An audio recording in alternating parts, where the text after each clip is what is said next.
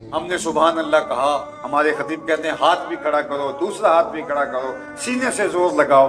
हमने सारी रात जो है वो शोर गुल भी किया और कहा कि हाँ हाँ, लेकिन सुबह हम दुकान पे बैठे तो ये यहाँ से जो बात सुनी थी यहीं छोड़ गए।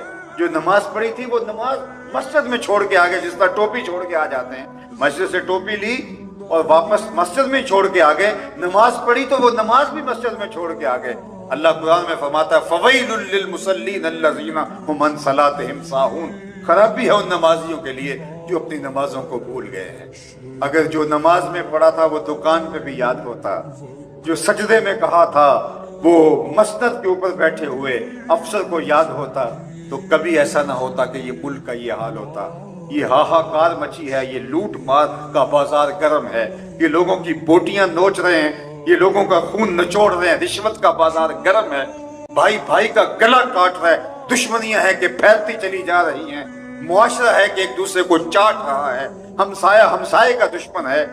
आज अगर हम हुजूर के बताए हुए तरीके के मुताबिक अपनी जिंदगी को ढाल लें तो मैं कहता हूं, देखिए मुआशरे के अंदर जो नेकी है वो अमल से फैलती है, हम कौल से फैलाना चाहते हैं। ये बात ज़हन में रखिए।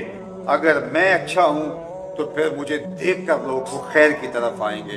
तो मेरे सामने जितने लोग मौजूद हैं, अभी आपसे पहले मैं पत्तोगी में था, एक दिन में 40 या 50 हजार लोगों से मैं मुखातबत करता हूं। तो मैं अपने आप से भी कहता हूं कि तुम्हें हक अदा करना चाहिए, और दोस्तों को भी कहता हूं कि मैं कोई ऐसी पॉपुलर तकरीर करके आपको खुश करके सरशार करके चला जाऊं तो मैं अपने ज़मीर के ऊपर बोझ महसूस करूंगा, और मैं सिर्फ आपको राजी करूं और मैं आपको झंझोड़ करके उस अमल की तरफ तवज्जो ना दिलाऊं जिस मकसद के लिए अल्लाह के महबूब तशरीफ लाए थे।